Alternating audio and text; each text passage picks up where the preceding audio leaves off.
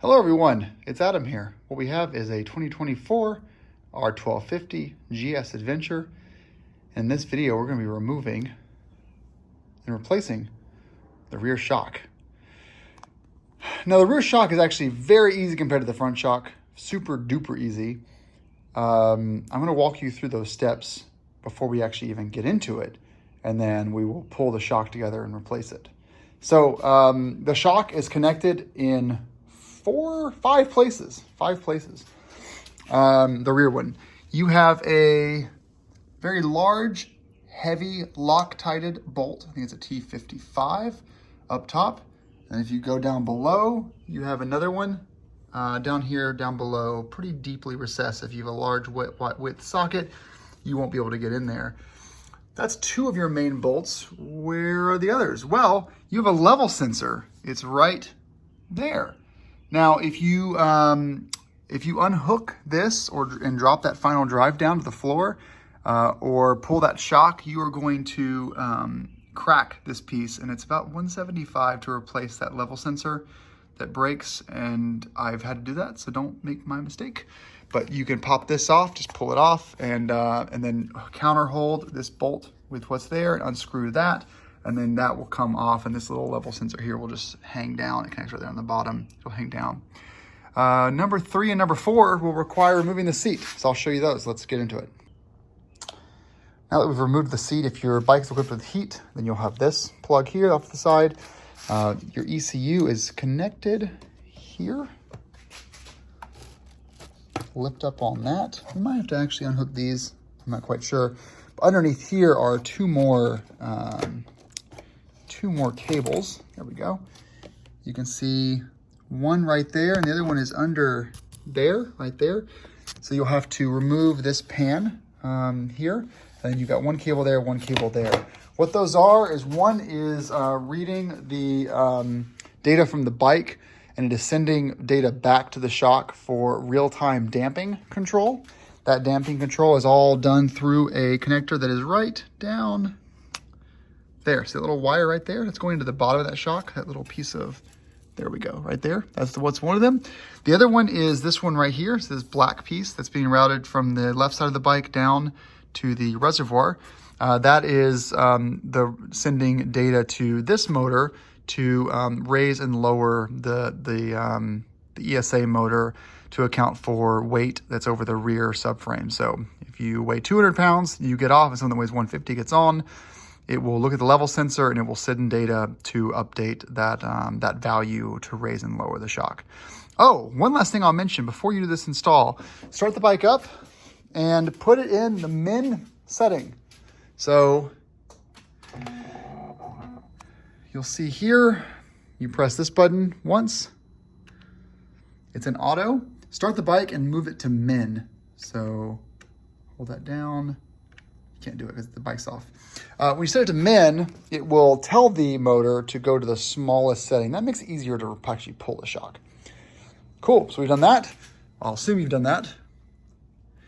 How do we actually get to the shock? Well, I'm gonna walk you through it just from here, just as like a overview.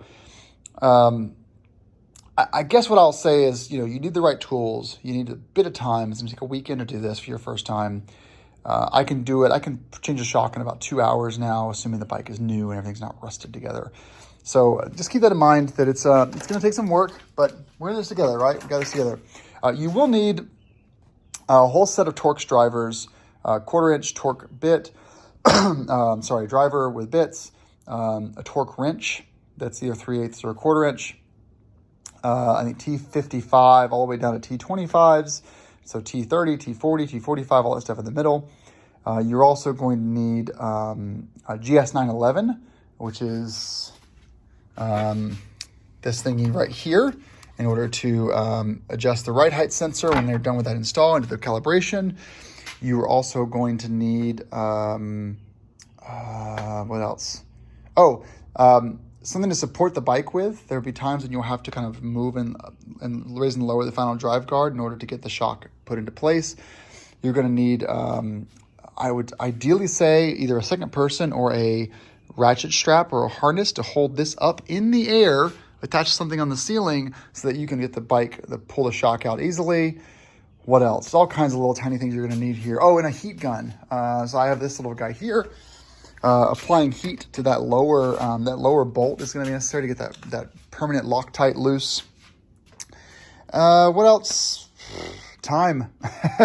Time. You might need to also unscrew these T50s or T45s from the wheel hub in order to let the final drive drop a little bit lower to have that shock clear. You got to remove the exhaust. So tools are required. Don't get overwhelmed. One step at a time. Just know that you're going to need some tools for this job. What are the steps to pull the shock? Let's just review those real quick before we kind of get into this.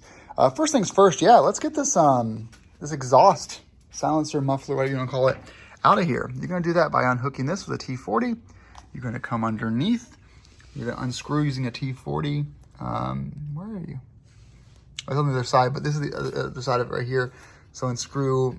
Oh, yeah, this here actually it's a bolt. Sorry, it's a nut, not a Torx. Unscrew that. Take the exhaust off. You may need to hit these with the T25s on these covers to get those off. Then you're going to need to unhook these little clippy thingies here and take the frame guard off. You will need to take the T30s out of these heel guards on both sides in order to access a T40 that's behind here. Unscrew that. T45 here to loosen this up. Get this loose so you can actually move that swing arm up. Move to the other side. Obviously get your ratchet strap hooked here so you can ratchet this up to the ceiling. Same thing here, undo, and then undo this thing behind here. Once you've done all that and loosen this side up here, you can go and lift that up to the sky. And then you get to start with the shock. So yes, remove the ECU, remove this guard here, and unhook those two plugs right there. Those are ECU plugs.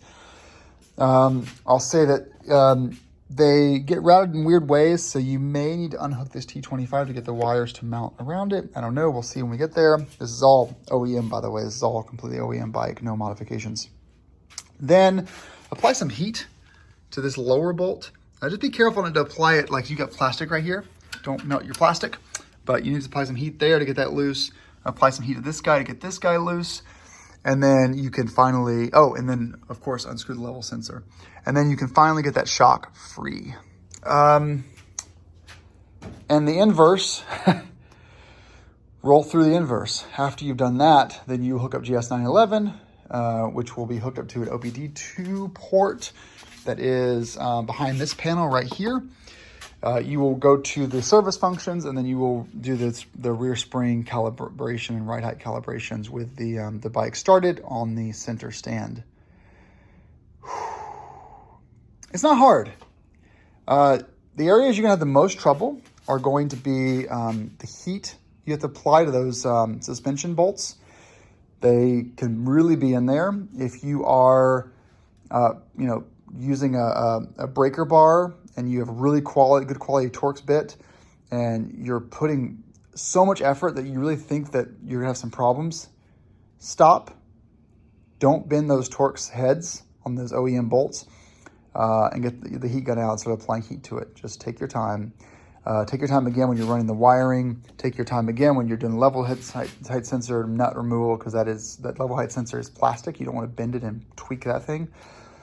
As far as parts, you need a rear shock, of course, but you're also, BMW does recommend that you replace these two bolts, top and bottom. They are one-time use. I used to replace them. I don't anymore because I pull my shock once a year, so whatever.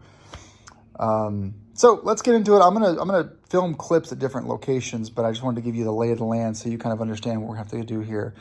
And if I miss anything, I made a video for the 1200 GSA as well that you may want to give a look to, that goes over this process as well. Second video, but maybe I talk about something that I don't talk about in this one. But everything else, rear subframe, nothing to do there. Once the exhaust is out, you can just lift this guy right in the air and you're good to go. All right, let's get started. So step one was take the heat gun. It's under there. I applied it in this tube, not touching the edges, just applied it for about a minute and a half. I switched sides to the other side, did about a minute and a half, and then I moved it underneath and I applied it to this knuckle, right? So the actual threads are over here on the other side of the swing arm. Applied it to there for about 2 minutes. making note that I don't burn any plastic off. And then I took my T55 with the breaker bar and just made sure that each of these bolts, bottom and top, turn about a quarter turn, and they're good, so they're loose, the thread is broken. After that, I booted the bike up and then put the suspension to min, which brought this all the way to the top of that bar. Next, we're going to pull this off and we're going to unscrew that level sensor, which that nut right there, which just has a thread locker on it. So just get that loose. Let's get that done. And then after that, we're going to start with, we're going to go to the frame plugs and I'll show you guys what that looks like on the backside. So 10 mil on the wrench and then 10 mil in the socket just to counter hold that bolt back there. And then you just unscrew it. This pops right off, so you can pull in the bottom and then it'll pop right off enough for you to get access to the level height sensor. You're not booting the bike up for a while anyway because you've already set this to min, but you can now pull these here on both sides of the little tabs and then allow you to remove the ECU completely, which lets you get to that bottom part easier. So this is new for the 1250. So this heat thing is taped there. You can put that out of the way. Right there. You can just pull up on this and it'll free these up. So you just pull this up. But you'll notice it's actually held together with two T15s maybe. 1, 2. I'm going to try to just pull on this and see if I can get this up. Maybe not. Let's go underneath and see what's going on down there. Oh, there is something. There's an encapsulation down below the bike. Let's look at that real quick. This is new for the 1250 versus the 1200. So you have these capsules. I think they're the kinds that if you grab them, you can yank them out and that loosens them up a little bit. Alternatively, for now, you can just grab this guy right here and just remove that. It looks like it's held together. Not too well. That's the power lid, isn't it? So everything's underneath here, so we gotta remove this. Let's go and get these T15s here removed, and I'll figure out how to remove it and get back to you guys. Getting that out is actually kind of a pain. So these are T20s, one, and there's 2 of them. I'll put them right there. They screw into plastic. They're not bolts.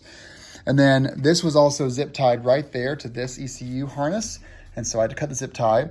And then there is a captive there, a captive here, and a captive there. You see on the bottom of these things, they're just a little bit of like dimpled right there into the plastic with a rubber grommet.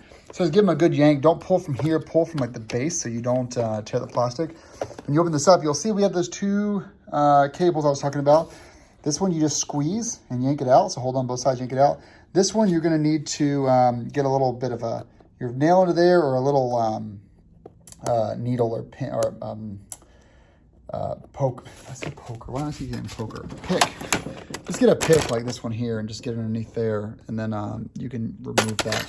You're gonna need to free both of these up though, and take these wires that are here and run them back down to the ECU in order to remove back down to the shock to remove them. So go ahead and get those undone, and then we'll move on to the frame guards. Okay, these are your 2 plugs. Now these get fished down through here. There was a little bit of a cable management bit here screwed into the frame. This was actually not healthy, so I'm gonna, it might have come out easier for you, but it didn't come out easy for me, so I'm gonna replace this. It's on the Max BMW parts fish, but basically now you can slide this down and free it up once you lift the frame up. Right now it's hard to get to, but once you lift the frame up, this will just fall right out into place. That's what I was saying earlier about maybe having to remove this, so you can push this in and slide those around here and down, but we'll see where we are whenever we lift it up. So for now, you're done in here. Anything you took out, I generally just say to people, put it back with the thing that you, so screw this back into here. Basically just kind of put things back where you found them, or so help me. And just put that there just so you don't lose it. Same for this little termination bit. I'll put that back in the frame. This goes off to the side with all the kind of your working stuff. So keep that with the ECU where it was. And now you can get to removing everything else. So let's go down here. Let's look at this. So these, you can break these. They're not too expensive to replace. You can buy them from BMW for insane money, or you can buy them from the Chinese eBay, AliExpress. But you just grab this here, you pull it up. It's easier with 2 fingers. But they're not that hard, but if you do break one, you just got to replace it. And if you don't want to replace them, you just use zip ties. That's fine too. Now let's see what happened. That frame, the little plug that was used for cable management, it was actually in here. So I melted it. That's the hole it went into. So my advice would be to be careful, because I melted this one too. But that actually might be used to hold these cables in. So I'll get to that when I get to that. But if I need to replace, that's fine. But I melted that one as well. So, you know, some of these things have plastic fasteners. Just gotta be careful, that's all. And hey, if you can get this thing breaking loose without heat, great. But I haven't had luck in the past with that because these are very, very thread locked. Okay, note that these are held on with a little bit of tape. So some 3M double-sided tape, you'll need to add it to your tool, to your purchase list. I'll reapply that before I put it on. Those are off now. Now you're gonna see this opens up a, let's see, a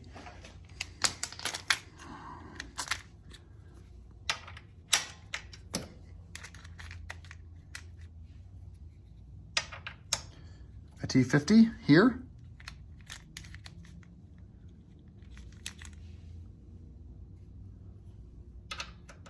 And T30s here. The reason you have to remove the heel caps is because you have to, this is gonna swing downward and hit these whenever you remove it. So you gotta remove both the heel cap and this from both sides.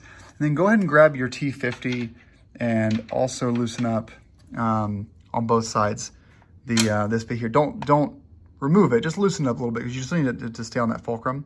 But this loosen up a little bit will allow you to move that up easier. Let's go ahead and do that. All right, T40 up top, and then that socket down below. Let's see if we can get this off without having to remove the heat shield here. I can't remember actually, but we'll do those and see what happens. So with a T30 up top and then a 13 mil socket down below. Unfortunately, heat shield has to come off, which is a T25. So there are 3 of these, 1, 2, and 3. You'll need to unscrew in order to get this heat shield taken off. All right, got that off. So no more exhaust. You can see here. Now you'll notice I was actually, just kind of a fun fact, I put all of my bolts back where I found them. This is a way to keep track of everything. So I put things back where I got them as just a kind of a habit. So like I'll put things back into here after I get done with the heel guard taken off, that kind of thing. Yeah, so that's done. So now you can remove this last T50 and lift the rear subframe up. Hey, look at that. Pretty cool. I'm using this just, you should not, there shouldn't be much weight here. So you have these still tight enough where it's not gonna fall down on you. But we have full access to the shock now. Getting those wires down. So this one, which was the ESA motor, that came through the hole just fine. This one's just too thick to make it through that hole. And so I removed this T25 here. I'm gonna move that way. I'm gonna slide this cable through like so. And we're gonna bring it here, and then we're gonna move it this way and just bring it straight down, just like that. And it'll drop down from there. Leave those where they are for now, but underneath here, you'll see there is some zip tie action. So when you do pull the shock, have a pair of clips handy to unzip tie these from anywhere you need to go. So get this cable down, and then next we're gonna go ahead and remove those 2 bolts if you haven't already, the 2 T55s. Once those are free, then the final drive should drop a little bit. That's okay. It's no big deal. It's not that heavy actually. And if it's too heavy for you, you can always take the wheel off to remove some weight if you need to. But dropping that final drive down means that you can finally clear this. And again, this should be in the min setting, because if it's in the max or auto setting and you're a big guy, it's gonna be hard to get this out. Okay, so you'll notice the tire's in the ground now and the shock is unbolted. For future reference, for a few minutes from now reference, the longer bolt is your bottom bolt, the shorter bolt is your top bolt. And Matt, who's watching this video at home, is going to start laughing his ass off. That's an inside joke between one person and myself, and the many thousands of you will not get it. Matt, this is for you. There's another, so down here, you'll see this little grommet right there. That grommet was fitting into this little metal piece, so grab that. There's another grommet up here, right behind there that you can't really see, but basically you just pull out of that grommet there. There's another one right there. And then I pulled both cables out. So now, without putting my hands down, let's see if we can get this out of here. That goes up. And nope, we cannot. This is not low enough yet, which means I need to undo the wheel. That'll allow the final drive to drop all the way down. Unless your GS is suspended off the ground by your rafters, to get this out, you're gonna have to drop the final drive all the way down, which means removing these 5 T50s from the hub. Hey, look at that. There's a shock there. How shocking. So shock is out. Here's what I did. So remove the rear wheel. That dropped us all the way down. As you can see, this thing's pretty light. It's not really that heavy. You know, you can move it up and down pretty easily without the wheel in it. What I did was I pulled the shock down into this little hole, and then I pulled it up and out from the top, clearing just this little divot right here pretty easily, and then pulled the shock out from the top, going right between the passenger foot peg and the mudguard, and pull it right out. So you can look in there and you can see that's it, and that's it for the top bolt. So you have here this connector with this holder for the grommet, and you'll have another connector right there. Go like this, and then another connector right there, and then the rest of it all goes up into there, into the little ECU bucket. So we're gonna throw the other shock in, route those wires up, and then button it all up. There really is no way to test that the connectors are like everything's connected properly until you drop the subframe back down. It's just kind of a, you know, it's a part of this. So pretty much you have to finish the reinstallation before you can do any calibration to make sure it's working. So if for some reason the shock you got from BMW or Tractive or from Touratech is a bad shock, you won't know that till you're all back together. But it's all a reverse. I will link to torque specs below, and torque specs are really important for structural bolts like this. So make sure that you, A, buy fresh bolts, and B, torque them properly down. And I did end up, by the way, that second cable, I did end up pushing this in and going around and underneath like that to get it out of there. So that was a little pro tip there for you guys. And also I will say too, when you come down to bolting the old shock back in, what I like to do is hold the shock up and align it with the bottom hole and screw it, just thread it in like 3 or 4 threads on the bottom, and then have a buddy, or maybe you have a floor jack or something, get under this rotor and lift this up until you see the shock go through those holes there, and then thread that in 3 or 4 times. And then you can tighten those down before you have to put your rear wheel back on. Unfortunately, I think it's probably easier to put the rear wheel back on first, because you might not have enough room. The shock may be pushing the final drive down so low that you can't get the rear wheel back on. So figure that out, but it's a pretty simple process from here. All right, I'll come back to you guys in a few minutes. I'm moving much quicker now, by the way, since we're at this reassembly part, but service manual says 100 Newton meters of torque on both of these. I do 90. At 90, I start to feel it give a little bit. I just don't want to do it. So I always do 90 with the Loctite 273, which is not permanent, but it is oil resistant on top and bottom. 90 is good for me. Next up, we're going to go ahead and get this level sensor done. Then we're going to get our cables up into the ECU area. Once you've done that, you're free to put the wheel back on and then drop this subframe back down. Hook it back up, put the ECU back in. Don't forget, you gotta move this out of the way if you put that in there. Thread locker on this. No thread locker on those heel guards. Where else you put thread locker? Nowhere else. The exhaust does not use thread locker. Just that, that subframe to the frame connector uses thread locker. All right, so this is all hooked back together. You'll reinstall the heel guards. You're gonna pop this back on. Just note, you kind of hang it on the top there and then pop that grommet in. This grommet may come out if it's an older bike, so just apply a little bit of like red and tacky grease to this to make sure it slides in without popping that grommet out. But watch this, because it might fall out. And then you're gonna tighten these back up, and then you're going to obviously reinstall the exhaust, and then hook your cables into there and manage that, and then finally plug that ECU back in. After you've done all that, you will need to hop into GS911. You'll need to do, while the bike's on the center stand, obviously everything should be buttoned up the way it should be. You're gonna go into the service functions, go into ESA suspension, and you're going to do the the rear spring calibration that activates the motor, which will make the wheel go up and down. So the wheel is currently off the ground. The motor will fully actuate and fully come back in.